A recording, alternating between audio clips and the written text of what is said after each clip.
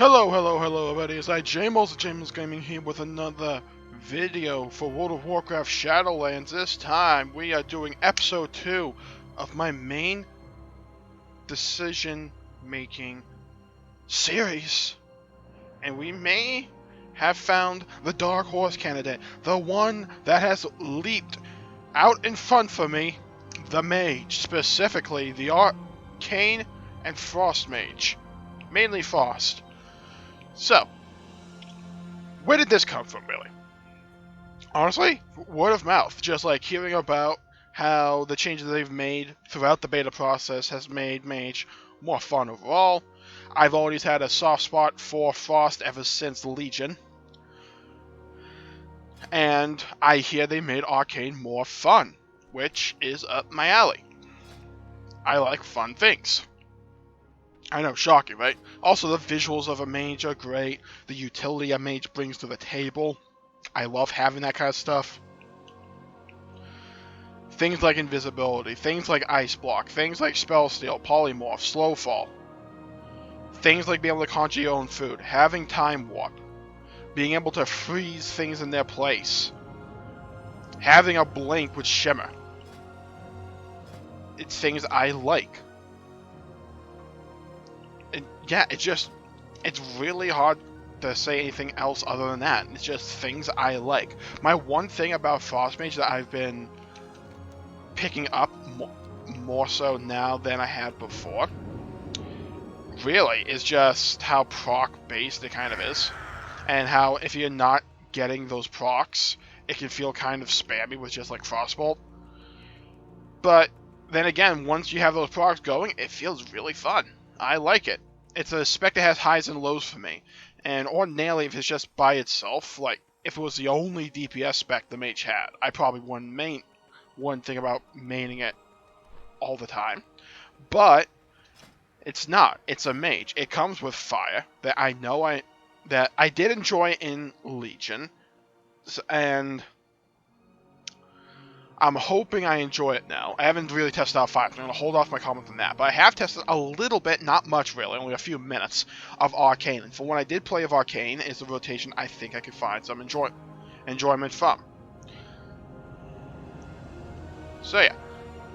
I am in Bastion, as you'll see. I started doing a leveling review series for Shadowlands, because I put a lot of stock and value in leveling. Personally, and I wanted to review the leveling process of Shadowlands. So what I'm doing is I'm doing a playthrough, not really a playthrough, I'm playing through the leveling experience of Shadowlands on the beta. I started initially off as a warrior, but I got real bored of warrior, so I swapped over to a mage. I'm about at the same progress I was on my warrior for Bastion, and I've been really enjoying mage. Frost Mage for leveling, because you have so many tools at your disposal with the Frost Mage while leveling that it's a really enjoyable experience. Being able to have your blizzards, having your splitting ice, I believe it's called. Yeah, splitting ice, where ice lance and ice cones now deal 5% increased damage and hit a second nearby target for 80% of their damage. Ebon Bolt and Glacial Spike also hit a second target for 80% of their damage. So you have 2 target cleave. Or you can go for Comet Storm, which is an objectively cool ability. I like having Glacial Spike. It's this big, meaty button that you feel every time you hit it. I like having Ebon Bolt because it gives you a Brain Freeze proc, which procs Flurry, which is cool to me. Runa Power can burn in a fire. Shimmer is alright. I like having Shimmer off the G-City. That's cool for me. Bone Chilling, and whenever you attempt to chill a target, you gain Bone Chilling, increasing spell damage you deal by 0.5% for 8 seconds, second up to 10 times. Alright. But you also have Ice Nova, causes a whirl of icy wind around the target, dealing frost damage to the target, and reduced damage to all other enemies within 8 yards, and freezing them in place for 2 seconds. I'm debating whether or not I should go over the Ice Nova just for the utility aspect of it. I'm thinking about that. I don't think I'll go with Lonely Winter, because I like having this freeze spell that you get with having the Water Elemental, because it's another form of utility and it's a defensive in my eyes. Because when you are pulling mobs in the open world, you can just freeze them in place and AoE them down at a safe distance, so you're not taking damage. Let me show you. So we have this golden paw stock over here. So I'm going to charge up a Frostbolt. I'm going to freeze it in place. I'm going to shadow it with Ice Lance. That got there. So I'm going to shimmer away.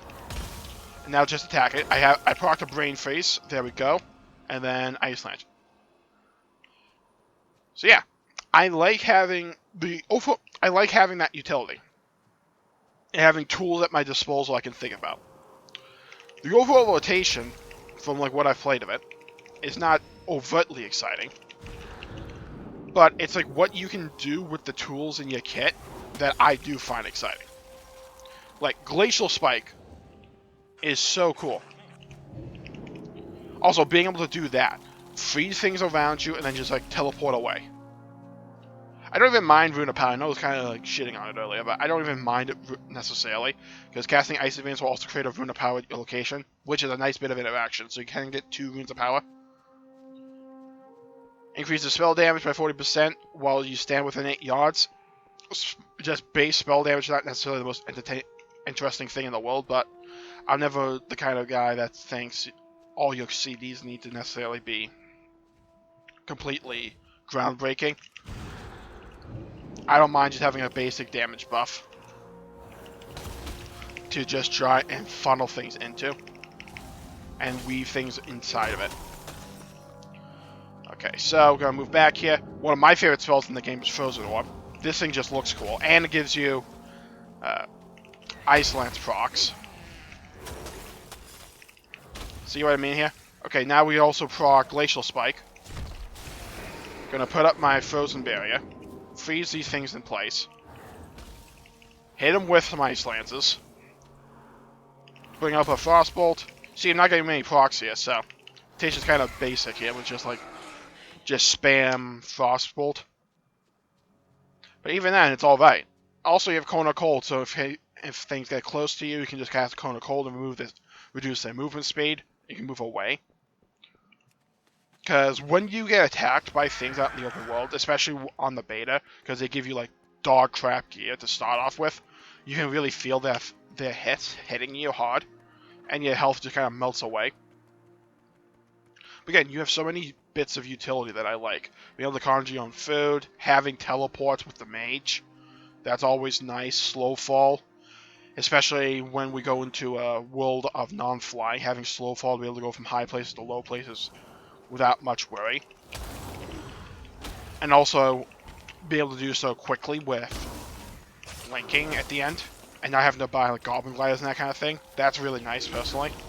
I like that. Okay, let's move back here. I'm going to cast an Ebon Bolt. Freeze him in place. Move it out of that. There we go, here we go. Move out the way. And you have mobility with Flurry and Ice Lance, by the way. So if you need to keep moving, but you want to also be able to pump out damage at the same time, you have that bit of interaction. Radiant Spark is the ability I have right now because I'm leveling through Bastion. Got it not too long ago. I haven't really tested it out much. But it conjures a Radiant Spark that causes arcane damage instantly and additional damage over time for 10 seconds. Alright, and the target takes 10% increased damage from your direct damage spells, stacking each time they are struck. This effect ends after 4 spells. So you kind of just want to, if you have it up, you kind of just want to weave, in my opinion, like just from early playing with it, that you want to weave your biggest spells like Ebon Bolt with Flurry and then Glacial Spike into your Radiant Spark window. And maybe you can put down a Rune of Power for big gains there. Mirror Image is really cool. I kind of wish...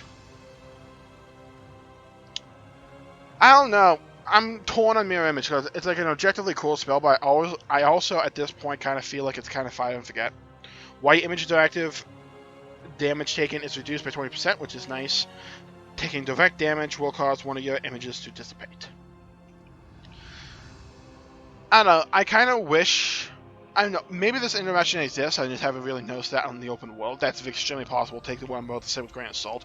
But if there was like some interaction with... Oh, what's the name of that freaking passive? I haven't played Mage much since Legion. And even I didn't play it much, so I'm not familiar with the names of the spells and passives. Fingers of Frost. It would be kind of nice if the frost balls that the mirror images put out could also trigger your Fingers of Frost. I just think that'd be a nice bit of interaction. I don't know how busted that would be, balance-wise, or something. But, I don't know, maybe if mirror images did a little something else. I know how, I kind of said earlier, I didn't necessarily mind having cooldowns that just increase damage. But at the same time, I don't mind them when I have other things that are more interesting with them. If that makes sense. Alright, so I do have a sore throat today, so I'm not going to be talking much longer. Maybe we can just talk a little bit about Arcane. Really only for like a minute or so, just like talk about like what I enjoy about it. But I haven't played much Arcane at all, so if you want an in-depth Arcane breakdown, this is definitely not what you're here for. This is mainly my really rough first impressions of Arcane. Arcane's pretty cool. It's a spec about building up these arcane charges to make Arcane Blast cast quicker and deal more damage, but take up more mana. And then be able to burn those charges on a big, meaty Arcane Barrage, getting Arcane Missiles procs. And you have another one of my favorite spells in the game. I believe they just pretty much ripped from Diablo 3, which is not necessarily a bad thing in my opinion, because it's a freaking cool spell there as well. Is you have Arcane Orb, which launches an Arcane Orb forward from your position, traveling up to 40 yards, dealing arcane damage to enemies it passes through. Grants 1 arcane charge when cast, and every time it deals damage. This thing moves like a motherfucker. It moves like a bat out of hell. It's really cool. And if you're also wondering what the hell this is going on, what's going on with character right here, it's probably time anomaly. At any moment, you have a chance to gain arcane power for 8 seconds, gain evocation for 1 second, or gain time warp for 6 seconds. So that's what it kind of is. Arcane Orb is the talent. It's also in the same row as Supernova, which sounds really cool to me. I want to try it out eventually when I get to a training dummy, probably. A whole bunch of other things in the Arcane tree I want to test out. I just kind of like took a build from like Icy Vein, I think. So let me just show you the very basics of Arcane. So we have this armor here, Prismatic Barrier. Shields you with Arcane Force, absorbing damage and reducing magic damage taken by 20% for 1 minute. The duration of harmful magic effects against you is reduced by 35%. And since Arcane is a spec about mana management, apparently, you have tools to regenerate that mana. You have a mana gem that you can conjure. You also have Evocation, increases your mana regeneration by 750% for 4.1 seconds. And I believe there's another thing you have. Oh, your cooldowns are Arcane Power for 10 seconds. You deal 30% more spell damage, and your spells cost 30% less mana. So that's a bit of mana management right there, just making things cost less mana. From the looks of it, you would probably want to use Arcane Power when you're at full stacks of Arcane Charges. That's just what my initial impressions are. Peasants of Mind, because your next 2 Arcane Blast to be instant cast. So you probably want to use that for the first 2 charges, because they have a longer cast time than subsequent charges. That's just my impressions, again. Arcane Explosion is kind of like wimpy, in my opinion, the animation-wise. It's like really quick and just not much to it. But hey, it's pretty fun to press, because it generates arcane charges. Cool, I like that. Now, let's just like kill a mob or 2 and just show it off, like what I'm thinking, and why I'm enjoying Mage so much. That freaking is a visual. I love that. Oh, Presence of Mind. Now, I hear early on in beta that Arcane had a really substantial GCD problem. They must have fixed it throughout the beta, because I have not noticed a GCD issue with Arcane, and because of that, I've been really enjoying it. I believe they took the main cooldowns off the GCD. Excellent. That's what we like to hear. Oh, by the way, you also have Alter Time. I never really got to toy around with it when Alter Time used to be a big thing. But what it does is alters the fabric of time. Ooh, interesting. Returning you to your current location and health when cast a second time or after 10 seconds. Effect negated by long distance or death. Apparently, what this used to do is it would also give you your buffs when you initially pressed Alter Time. So I had a lot of like management and interaction with that. I don't think it does that anymore. So it's just like, if you take a big hit but that doesn't kill you, and you can just go back in time to a point when you didn't get hit. Cool. Again, another bit of utility. So let's try this out again. I'm gonna hit Radiant Spark. Presence of Mind. There we go. Boom, boom.